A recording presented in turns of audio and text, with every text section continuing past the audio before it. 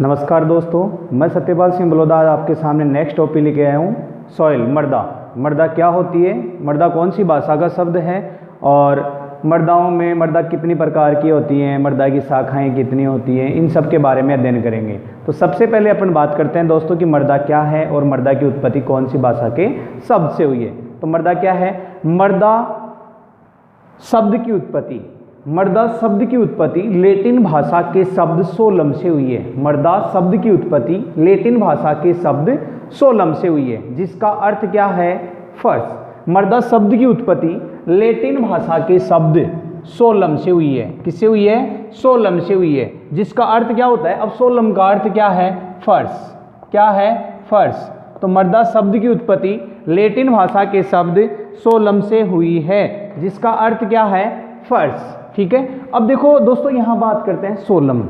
ये कई बार जेट में भी पूछ लेते हैं, आईसीआर में भी और बीएचयू में भी, कि सोलम क्या है। तो यहाँ सबसे पहले बात करते हैं कि सोलम क्या है। ठीक है। अब जैसे आप लोगों ने जनरली मृदा परिच्छेदिका पढ़ी होगी आप लोगों ने, सॉइल प्रोफाइल। तो सॉइल प्रोफाइल में जो बात करते हैं अपन, अलग अलग लेयर होती है, हॉरिजन्स होते हैं। वहाँ पे जो जैसे ओ ए बी सी आर अलग अलग लेयर्स होती है आप लोगों ने देखा होगा। तो लेयर्स में जो हॉरिजन है, जैसे ओ ए बी सी आर, इनको मिलाकर क्या बोलते हैं? जैसे ओ हॉरिजन, जैसे ऑर्गेनिक कार्बन, ए है उसको क्या कहते हैं? खनिज पदार्थ, ऑर्गेन जो होता है। नेक्स्ट बात करेंगे बी में क्या होता है? जैसे ए में होता है वो एल्यूवियल क्रिया होती है, एल्यूवियल क्रिया, और ए में क्या होती है? एल्यूवियल क्रिया। मतलब निक्षालन किस में होता है? ए में, और निक्षेपण किस में होता है? बी संस्तर में होता है। लेकिन इनकी बातें अपन बाद में करेंगे आगे सॉइल प्रोफाइल में, ये भी अपना एक टॉपिक है बहुत इंपॉर्टेंट। अपन बात कर रहे थे सोलम। सोलम क्या है? मृदा शब्द की उत्पत्ति लैटिन भाषा के शब्द सोलम से हुई है, जिसका अर्थ क्या है? फर्श। अब बात करेंगे सोलम की। तो सोलम में बात करेंगे कि ए और बी हॉरिजन, ए प्लस बी संस्तर क्या कहलाता है? ए प्लस बी संस्तर क्या कहलाता है? सोलम कहलाता है। क्या कहलाता है? सोलम। और जैसे ए प्लस बी प्लस सी हॉरिजन की बात करेंगे तो क्या कहलाता है? रिगोलिथ कहलाता है। क्या कहलाता है? रिगोलिथ। ए प्लस बी संस्तर को सोलम कहते हैं और ए प्लस बी प्लस सी संस्तर को अपन क्या कहते हैं? रिगोलिथ। तो अपन सिर्फ और सिर्फ यहाँ बात कर रहे थे सोलम की। तो दोस्तों सोलम क्या है? सोलम ए प्लस बी संस्तर को मिलाकर क्या कहा गया है? सोलम कहा गया है। ये बहुत इंपॉर्टेंट क्वेश्चन है, ध्यान रखना। अब नेक्स्ट बात करते हैं अपन कि मृदा क्या होती है। तो एक साइंटिस्ट था डॉक्टर विहटनी, जिन्होंने 1862 में बताया कि मृदा एक पोषक तत्वों की धानी है। मृदा एक पोषक तत्वों की धानी है, जिसे अपन इंग्लिश में बोलते हैं बीन। तो मृदा क्या है? मृदा एक पोषक तत्वों की धानी है। ये किसने कहा? विहटनी ने 1862 में कहा। अब दोस्तों अपन बात करेंगे, अलग अलग साइंटिस्ट होते हैं, तो अलग अलग साइंटिस्टों ने सॉइल की अलग अलग परिभाषा दी, लेकिन आपके सिलेबस के अकॉर्डिंग जो बकमैन एंड ब्रेडी के अनुसार भी मृदा की डेफिनेशन दी हुई है, वो भी बहुत अच्छी है, और वहाँ से भी क्वेश्चन पूछ लिया जाता है। तो मृदा क्या है? तो ऐसे क्वेश्चन आ गया कि मृदा क्या है? तो मृदा एक प्राकृतिक पिंड है। Soil is a dynamic natural body. मृदा क्या है? मृदा एक प्राकृतिक पिंड है जो विच्छेदित एवं अपक्षित खनिज पदार्थों के टूटने या कार्बनिक पदार्थों के सड़ने गलने से तैयार हुआ है, जो मृदा को एक पतले आवरण के रूप में ढकता है एवं मृदा को वायु व जल के कारण, मृदा व जल के द्वारा पौधों को पोषक तत्व प्रदान करता है। तो मृदा क्या है? मृदा एक प्राकृतिक पिंड है जो विच्छेदित एवं अपक्षित खनिज पदार्थों के सड़ने गलने से तैयार हुआ है, जो पृथ्वी को एक पतले आवरण के रूप में ढक कर रखता है एवं पौधों को पोषक तत्व प्रदान करता है। ठीक है। नेक्स्ट अपन बात करते हैं, यहाँ पे मृदा में दो शाखाएं होती हैं, एक पेडोलॉजी और एक इडेफोलॉजी। क्या? पेडोलॉजी और इडेफोलॉजी। तो दोस्तों यहाँ पे सबसे पहले बात करते हैं कि पेडोलॉजी क्या है। तो पेडोलॉजी क्या है? पेडोलॉजी कौन सी भाषा का शब्द है? तो पेडोलॉजी मैंने पहले भी आप लोगों को बताया था कि जिस भी शब्द के साथ में लॉजी या नोमी लग जाए मीन्स ग्रीक वर्ड है। क्या है? ग्रीक वर्ड है।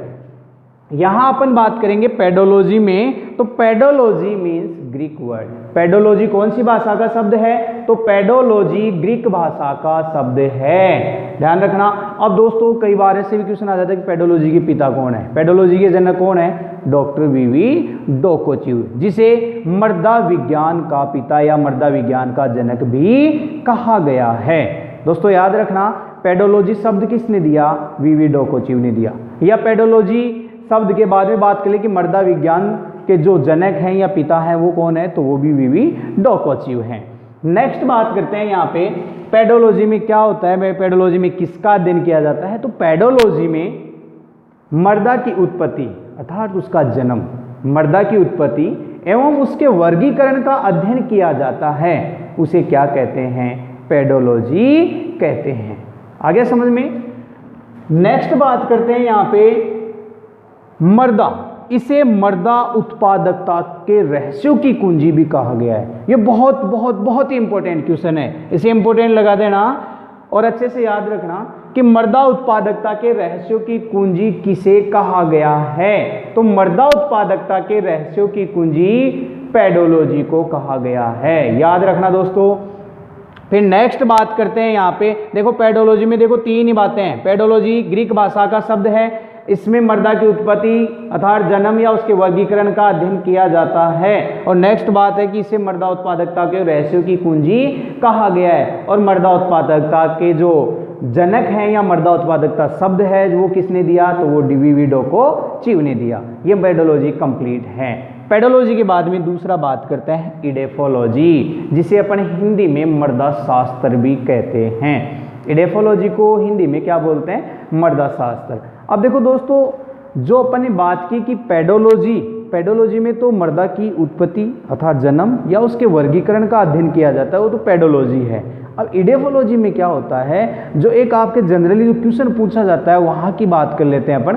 तो इडेफोलॉजी में मृदा व फसल दोनों के संबंध का अध्ययन किया जाता है। क्वेश्चन आ गया कि मृदा विज्ञान की ऐसी कौन सी शाखा है जिसमें मृदा व फसल दोनों के संबंध का अध्ययन किया जाता है? तो वो कौन सी है? इडेफोलॉजी है। अब आपके 12th की बुक में भी एक डेफिनेशन दे रखी थी, उसके अकॉर्डिंग भी आप लोग देख लेना।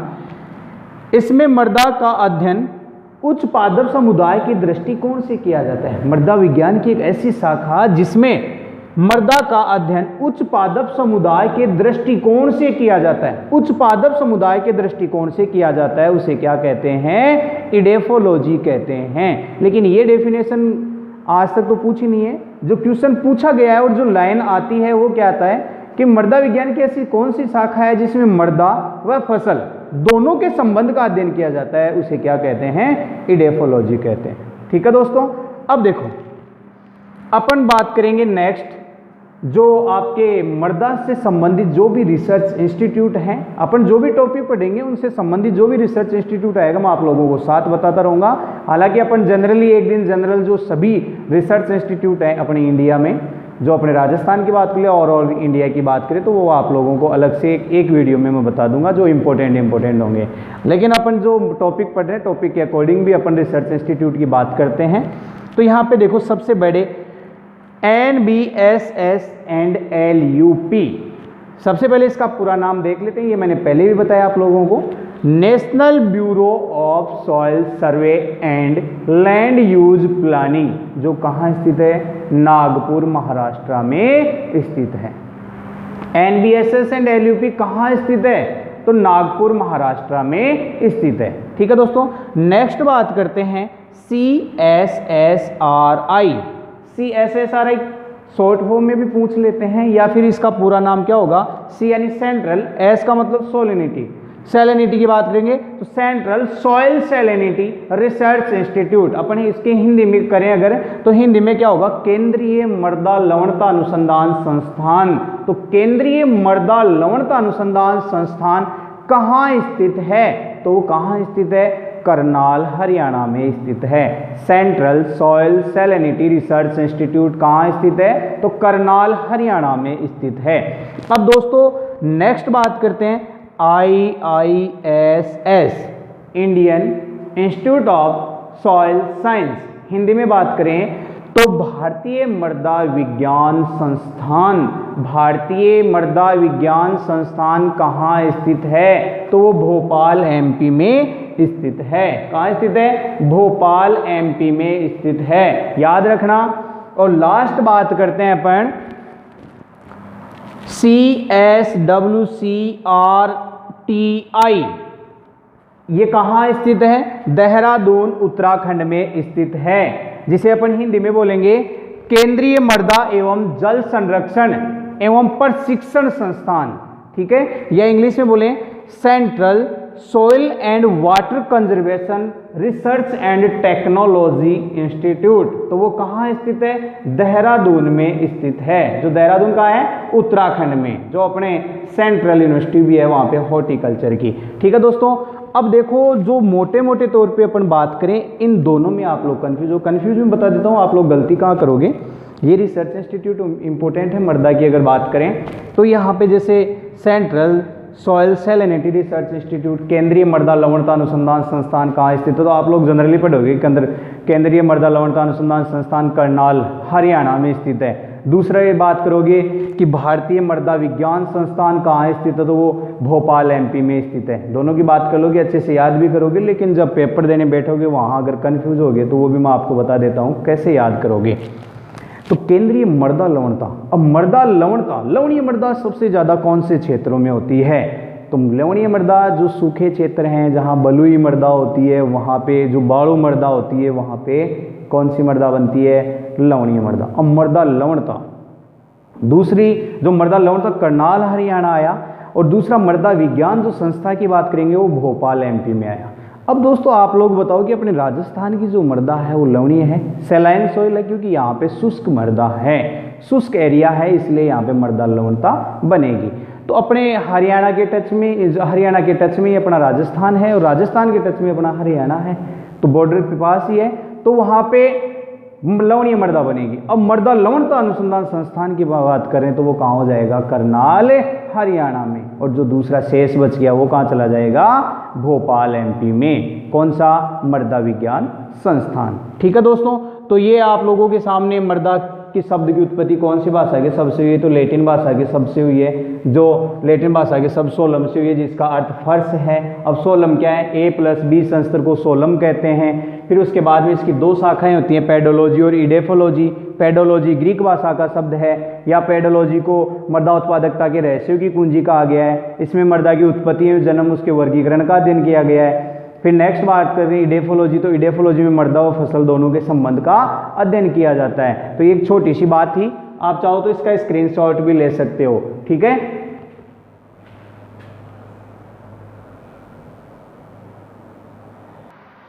हाँ तो दोस्तों नेक्स्ट बात कर रहे थे अपन मृदा के संगठन की। तो मृदा के संगठन में कंपोजिशन ऑफ सॉइल की बात करेंगे, तो इसमें जो मृदा संगठन में है वो ठोस और द्रव है, दो रूपों में होता है। अब जो ठोस है और एक रंध्रावकाशों से होता है। ठोस रूप में 50% होता है, ठोस रूप में कितना होता है? 50% आयतन की दृष्टि से, और 50% है वो रंध्रावकाश, जो पोर स्पेस होते हैं जिसमें जल और वायु भरा होता है। जो पोर स्पेस होता है रंध्रावकाश, उसमें 25% जल होता है, 25% वायु होता है। अब यहाँ सबसे पहले अपन बात करते हैं कंपोजिशन ऑफ सॉइल में। ठोस 50% आयतन से, इसमें खनिज पदार्थ होता है और दूसरा कार्बनिक पदार्थ होता है। अब खनिज पदार्थ है वो 95% होता है, वो भार की दृष्टि से होता है। खनिज पदार्थ जो भार की दृष्टि से होता है वो कितना होता है? 95%। और जो जनरली आयतन की दृष्टि से होता है वो कितना होता है? 45% होता है, ये भी ध्यान रखना। नेक्स्ट बात करते हैं कार्बनिक पदार्थ, जो ऑर्गेनिक मैटर है कार्बनिक पदार्थ, वो 5% होता है। अब जैसे खनिज पदार्थ की बात करें, खनिज पदार्थ जो खनिज है वो कितने प्रकार का होता है? खनिज दो प्रकार का होता है, प्राइमरी और सेकेंडरी, प्राथमिक खनिज और द्वितीय खनिज, ठीक है। अब प्राथमिक खनिज क्या होता है? जो सैंड सिल्ट क्ले है, जो बालू मृत्तिका है या क्ले मृत्तिका जो भी है, बालू मृदा, क्ले मृदा, जिसे मृत्तिका बोलते हैं, या सिल्ट मृदा। फिर जो इनके प्राथमिक जो खनिज हैं, प्राथमिक जो कण हैं सैंड सिल्ट क्ले, उनके पारस्परिक संयोग से द्वितीय खनिज का निर्माण होता है। अब प्राथमिक एवं द्वितीय खनिज जिसमें क्रिस्टलाभ और कोलाइडी, जिसमें क्रिस्टलाभ कितना परसेंट है? 75%, और 25% वो क्या है? कोलाइड से है। क्या है? कोलाइड से। अब नेक्स्ट यहाँ बात करते हैं कार्बनिक पदार्थ में। आप लोगों को पता है कि कार्बनिक पदार्थ में तो मर्द सड़े हुए कार्बनिक पदार्थ कोलाइडी होते हैं, और जीवित बैक्टीरिया जो कवक होते हैं या प्रोटोजोआ कीड़े मकोड़े एटसेट्रा। तो इसमें यहाँ बात करेंगे कि जो कार्बनिक पदार्थ है जो 5% होता है अपने संगठन में, जिसमें मर्द सड़े हुए कार्बनिक पदार्थ होते हैं, जीवित बैक्टीरिया होते हैं, फंजाई होते हैं, प्रोटोजोआ होते हैं और कीड़े मकोड़े आदि, ये कार्बनिक पदार्थों में क्या करते हैं, डिकम्पोज का कार्य करते हैं, कार्बनिक पदार्थ का निर्माण करने में एक अहम भूमिका निभाते हैं, जिनको अच्छे से किण्वन करने में अहम भूमिका निभाते हैं। नेक्स्ट दोस्तों बात करते हैं अपन रंध्रावकाश पोर स्पेस की। तो पोर स्पेस में 50% में 25% तो क्या है, जल है, और 25% क्या है, वायु है। अब जो जल है 25%, इसमें लवणीय गैसों का जलीय विलयन होता है, और 25% में गैस होती है जिसमें नाइट्रोजन, ऑक्सीजन, CO2 जो वायु के समान लेकिन विभिन्न अनुपातों में होती है, वायु में विभिन्न अनुपातों में होती है तो जल वाष्प से संतृप्त होती है। ये कंपोजिशन ऑफ सॉइल की बात कर रहे थे। जो कंपोजिशन ऑफ सॉइल में 50% तो क्या होता है, ठोस रूप में होता है, 50% किस रूप में होता है, रंध्रावकाश में। जो 50% ठोस रूप में होता है इसमें खनिज पदार्थ और कार्बनिक पदार्थ होते हैं। जो खनिज पदार्थ भार की दृष्टि से तो कितना होता है, 95%, और आयतन की दृष्टि से 45% होता है। और जो रंध्रावकाश है उसमें 25-25 जल और वायु होता है। ये कंपोजिशन ऑफ एटम है। यहाँ पे सोइल की बात करते हैं तो 45% खनिज पदार्थ होता है, 25% वायु, 25% जल और 5% कार्बनिक पदार्थ। ये भी बहुत इंपोर्टेंट क्वेश्चन है, यहाँ से भी क्वेश्चन बहुत बार पुटअप होता है, अच्छे से देख लेना इसको। अब नेक्स्ट अपन बात करते हैं यहाँ पे कंपोजिशन ऑफ सॉइल के बाद में जो अपना नेक्स्ट टॉपिक है कि जो खनिज पदार्थ है वो भार की दृष्टि से कितना होता है। भारात्मक संगठन की बात नहीं की तो आयतन की दृष्टि से, भारात्मक संगठन जो पौंड में भी कई बार यूनिट पूछ लेते हैं। तो इसके बाद में जो नेक्स्ट है वो पौंड में अपन बताएंगे भारात्मक दृष्टि से। एक बार अगर आप चाहो तो इसका स्क्रीनशॉट भी ले सकते हो, और इसको अच्छे से पढ़ना, ये भी बहुत इंपॉर्टेंट है, जिसमें ज्यादातर ये खनिज पदार्थ, वायु, जल और कार्बनिक पदार्थ पूछा जाता है यहाँ से क्वेश्चन। तो आप इसका चाहो तो स्क्रीनशॉट भी ले सकते हो।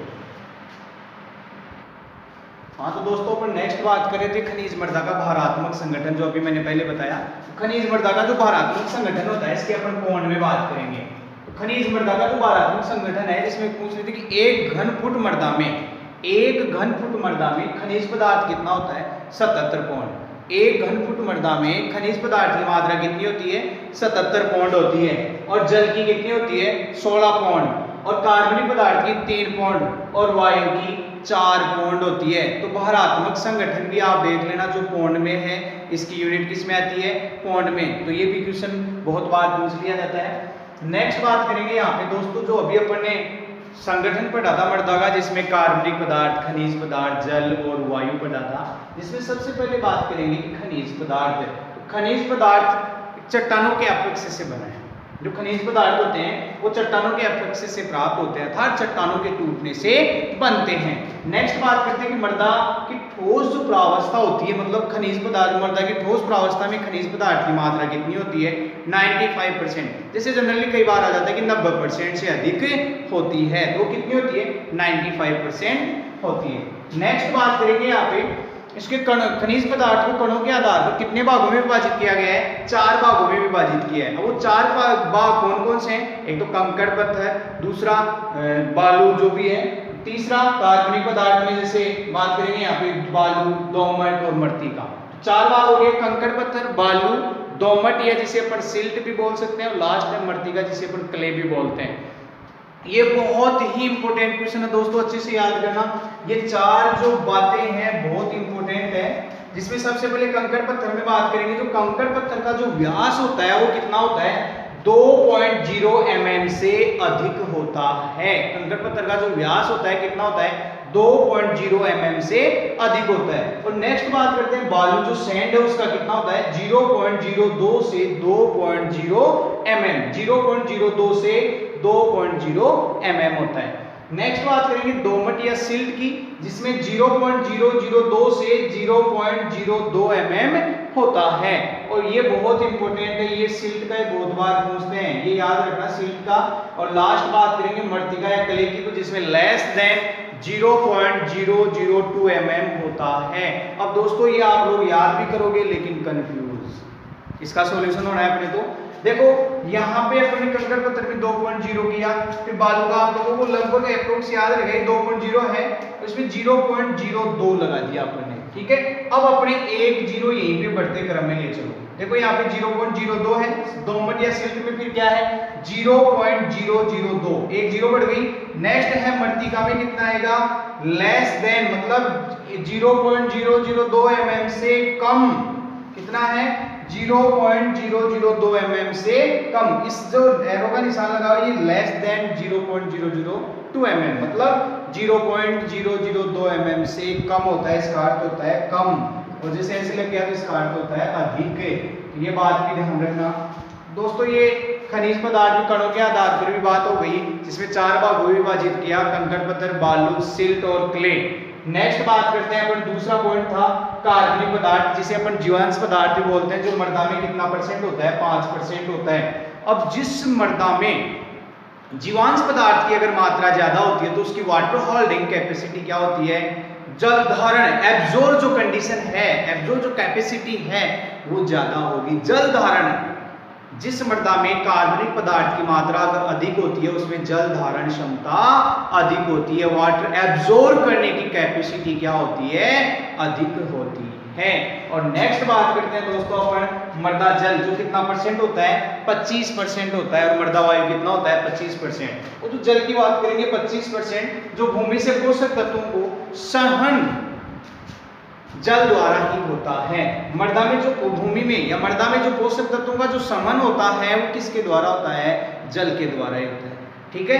लास्ट बात करेंगे अपन मृदा वायु की, जो मृदा वायु कितना परसेंट है 25%। अब दोस्तों अपन नेक्स्ट बात करेंगे मृदा संगठन की। जैसे अपन ने वायुमंडल का संगठन पढ़ा था, कंपोजिशन ऑफ एटमॉस्फेयर, वहां से भी क्वेश्चन पुट अप होता है। इसी प्रकार यहाँ पे कंपोजिशन ऑफ एयर की भी बात कर लेंगे यहाँ पे। तो यहाँ पे एक क्वेश्चन भी पूछ लिया जाता है कि मृदा वायु का संगठन, ठीक है। इससे पहले आप लोग ये स्क्रीनशॉट भी ले सकते हो इसका। हाँ तो दोस्तों अपन नेक्स्ट बात करें थे मृदा वायु की। तो मृदा वायु 25% है। तो मृदा वायु के संगठन में कंपोजिशन ऑफ सॉइल एयर में बात करेंगे, जो गैस है जैसे नाइट्रोजन, ऑक्सीजन, CO2 और आर्गन कितना कितना परसेंट होता है। मैं आप लोगों के सामने ये भी बता देता हूँ कि जो मैंने एटमॉस्फेयर का जो कंपोजिशन बताया था, कंपोजिशन ऑफ एटमॉस्फेयर, वायुमंडल का जो संगठन बताया था, वो भी मैं आप लोगों के सामने टेबल के रूप में यहाँ दोबारा से बता रहा हूँ ताकि इन दोनों में कंफ्यूज नहीं हो। और यहाँ से 100% क्वेश्चन आएगा, तो इसलिए अच्छे से याद कर लेना। देखो ऑक्सीजन जो होता है मृदा में जो ऑक्सीजन होता है 20.6% होता है। कितना होता है 20.6, और वायुमंडल में कितना बताया था 20.94 अर्थात 21% होता है। वायुमंडल में कितना बताया था 20.94 और मृदा में 20.6%। नेक्स्ट बात करेंगे नाइट्रोजन की। तो नाइट्रोजन 78.06% वो किसमें होता है मृदा में, और वायुमंडल में कितना होता है 78.08% होता है। नेक्स्ट बात करेंगे दोस्तों CO2 की।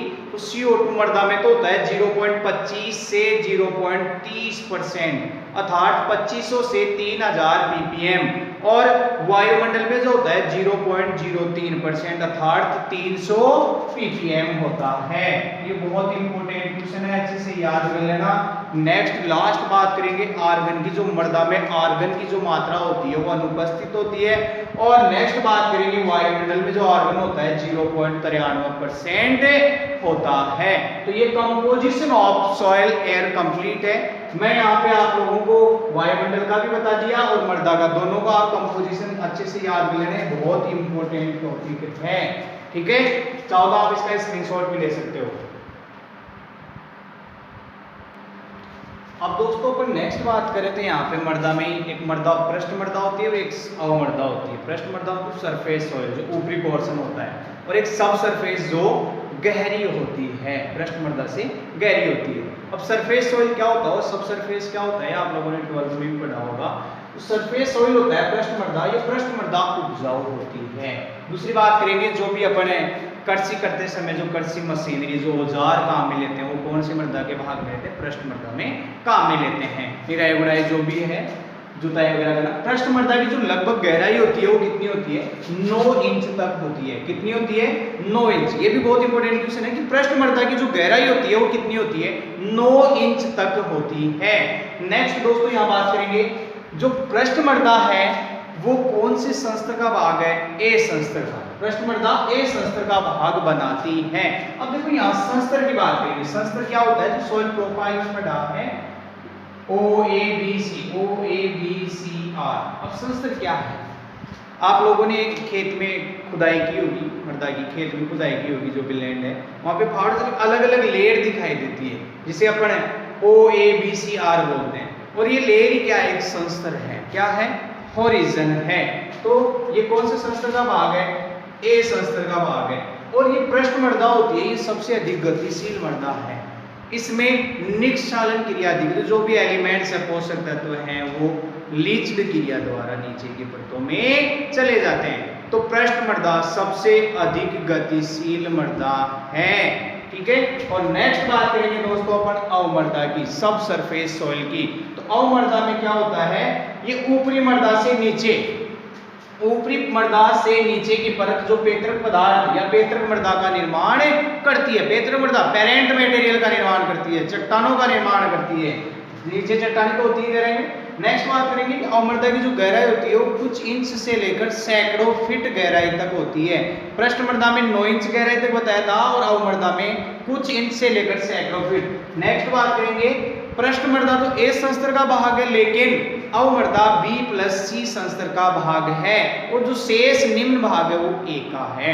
लेकिन जो मोस्ट वो बात है कि कौन से संस्तर का भाग बनाती है, तो B+C संस्तर का भाग है। कौन सी मृदा? अवमृदा, सरफेस सब सरफेस सॉइल। और लास्ट बात करेंगे कि अवमृदा पृष्ठ मृदा की अपेक्षा कम उपजाऊ होती है। अवमृदा पृष्ठ मृदा की अपेक्षा कम उपजाऊ होती है। तो दोस्तों ये मृदा के बारे में बेसिक बातें बताई। मृदा क्या है, मृदा की उत्पत्ति कौन सी भाषा के शब्द से हुई है, मृदा की जो शाखाएं हैं अलग अलग भागों में विभाजित किया, पेडोलॉजी और इडेफोलॉजी के बारे में। नेक्स्ट बात की मृदा संगठन, जो मृदा संगठन में 3 प्रावस्थाएं होती हैं, ठोस, द्रव, गैस। लेकिन जो खाद्य पदार्थ प्राप्त करते हैं खाद्य तत्व प्रदान करने की दृष्टि से ठोस और द्रव रूप में ही है। खाद्य तत्व प्रदान करने की दृष्टि से कितने भागों में विभाजित किया गया है? 2 भागों में। 2 भाग कौन कौन से? ठोस और द्रव, जो मैंने ठोस और द्रव आपको क्लासिफिकेशन के अकॉर्डिंग बताया। फिर नेक्स्ट बात बताई आप लोगों को कंपोजिशन ऑफ सॉइल एयर बताया, जो वायुमंडल और दोनों का मृदा का संगठन मैंने आप लोगों को एक टेबल के रूप में बता दिया। और नेक्स्ट अपन ने जो रिसर्च इंस्टीट्यूट थे मृदा के अकॉर्डिंग जो भी रिसर्च इंस्टीट्यूट थे कि केंद्रीय मृदा लवणता अनुसंधान संस्थान, भारतीय मृदा विज्ञान संस्थान या मृदा एवं जल प्रशिक्षण संस्थान, और लास्ट कौन सा था? NBSS and LUP। तो ये मैंने आप लोगों को रिसर्च इंस्टीट्यूट भी बताए। नेक्स्ट आपको मैंने पृष्ठ मृदा और अवमृदा के बारे में भी बताया। तो दोस्तों आप लोग अच्छे से पढ़ना, और कोई भी बात अगर आप लोगों को नहीं समझ में आती है तो आप कमेंट बॉक्स में अपना कमेंट दें। चैनल को अच्छे से देखें, चैनल को शेयर करें, सब्सक्राइब करें। ठीक है दोस्तों, अच्छे से पढ़ना। कोई भी बात नहीं समझ में आए तो आराम से बेझिझक पूछ सकते हो, लेकिन वीडियो को आप देखो अच्छे से। आप लोगों को मैं एक बात बता देता हूं कि आप लोग पर डे चैनल को देखें, हमारे वीडियो को देखें, और अच्छा लगे तो आप आगे से आगे शेयर करें, सब्सक्राइब करें, अधिक से अधिक इसको सब्सक्राइब करें और आगे से आगे इसको शेयर करें, ताकि आप लोगों को भी नए से नए वीडियो और नए से नए तरीके से आप लोगों को वीडियो मिलते रहेंगे। ठीक है दोस्तों, थैंक यू। आप चाहो तो इसका स्क्रीनशॉट भी ले सकते हो।